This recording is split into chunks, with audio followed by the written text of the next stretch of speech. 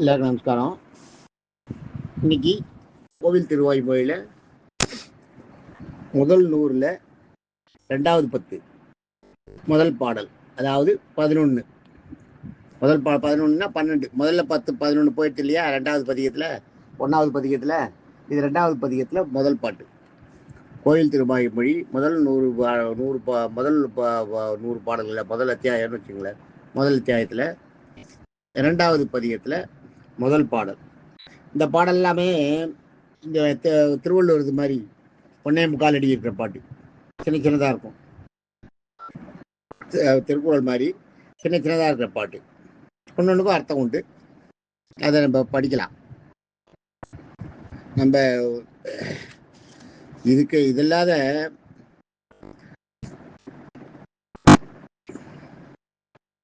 இந்த இந்த இந்த பாட்டு நீ இதில் பார்த்தீங்கன்னா போன தடவை நம்ம பார்த்தோம் இல்லையா? போன முதல் 10ல் வரணவில் திரள் வழி அழிமுறையா என்ற பரடி மேற்பூ சடவோம் சொல் நிறைநிலை 1000 இவை 10 வீடே அப்படின்னு வந்தது இல்லையா? வீடேன்னு முடிஞ்சது இல்லையா? இப்போ இந்த 2வது 10 இதுவும் கோயில் திருவாய்மொழியில் இருக்கு. இது வீடுன்னு ஆரம்பிக்கும். இதுலேருந்து நீங்கள் தெரிஞ்சுக்கலாம். அந்த முதல் பாட்டு எல்லாம் 10 பாட்டு மட்டும் இல்லை, 1000 பாட்டுமே அந்த 11 பாட்டு முடிஞ்சுட்டு 12வது பாட்டு ஆரம்பிக்கும் போது அதுவும் அந்த முதல் பதிகம் முடிஞ்சு 2வது பதிகம் ஆரம்பிக்கும் போது முதல் பதிகத்தோட கடைசி பாட்டோட கடைசி வார்த்தையை அதுக்கு அடுத்த பதிகத்தோட அந்த முதல் வார்த்தையாக யூஸ் பண்ணுவேன். அதுதான் அந்தாதி. 1000 பாடம் அந்தாதி பாடுறதுன்றது சாதாரண விஷயமா பார்த்துக்குவோம். எவ்வளோ கஷ்டம்னு. இது அதே மாதிரி. ஆனால் இதில் நம்ம கோயில் திருவாய்மொழியில் அங்கங்கே ஒன்று தான் எடுத்து பாடுறோம். இது 2 பக்கத்தில் வந்துட்டதுனால உங்களால் எனக்கு உதாரணம் காட்ட முடியாது. அதனால தான் நான் இதை சொல்கிறேன். அடுத்த பதிகத்துலாம் வேறு மாதிரி மாறிடும். ஏன்னா பதிகமே வேறு. 1 2 3 பார்த்தீங்கன்னா 1வது 100ல் 2வது பதிகத்தில் உங்களுக்கு முதல் பாட்டு இது. 2வது பாட்டை பார்த்தீங்கன்னா இந்த முதல் பதிகம் முடியதோட 2வது இது ஆரம்பமாக இருக்கும். 2வது பதிகத்துக்கு ஆரம்பம், முதல் பதிகத்தோட முடிவாக இருக்கும். சரி, இப்போ பதிகத்தை பார்ப்போம். வீடு மின் முற்றவும் வீடு செய்து உம்முயிர் வீடுடையானிடை வீடு செய்மின்னே. இது பாட்டு. வீடு மின்றது இது வடக்கறி. இந்த பாட்டுல எல்லா வீடும் இருக்கு பாருங்க. ஒவ்வொரு வீட்டுக்கும் ஒவ்வொரு அர்த்தம். வீடு மின் முற்றவும். வீடு மின்னா விட்டுடுக, வீடு மின் அதுதான் வீடு மின்றது. இந்த இடத்துல நீட்டி சொல்றாரு, கவிதைக்காக நீச்சிப்பட்டிருக்குது. வீடு மின் முற்றவும்னா முழுசுமா கம்ப்ளீட்டா. வீடு மின் முற்றவும் வீடு செய்து. வீடுன்னா வழின்னு ஒரு அர்த்தம். அதான் வீடு செய்துன்னா வழி செஞ்சுட்டு, நமக்கு வழி செஞ்சுட்டு. உம்முயிர்ன்றது நம்மளோட உயிரை சொல்றார்.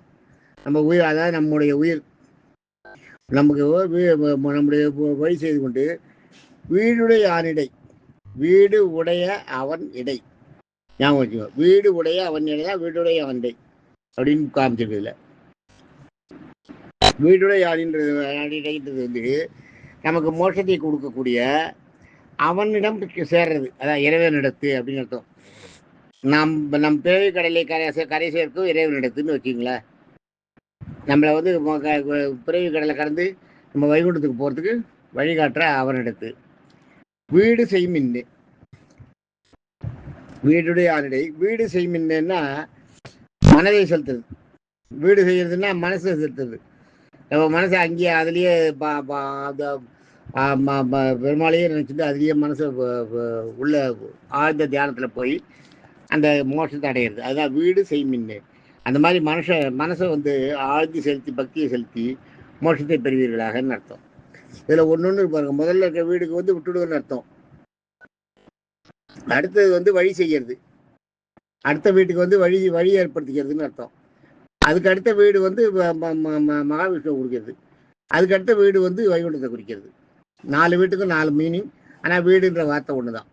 இது மடக்கணின்னு வாங்க தமிழ் இலக்கணத்தில். ஒரே வார்த்தை வேறு வேறு பொருள்களை கொடுக்கும். அதுதான் மடக்கணி. இது இந்த பாட்டின் மீது. நாளைக்கு நம்ம அடுத்த பாட்டை பார்ப்போம். இந்த 10 பாட்டும் இப்படி தான் இருக்கும். 2 வரி, 1.5 வரி, 1.25 வரி தான் இருக்கும். நான் இந்த மாதிரி நம்ம நாளைக்கு அடுத்த பாட்டை பார்ப்போம். தேங்க்யூ.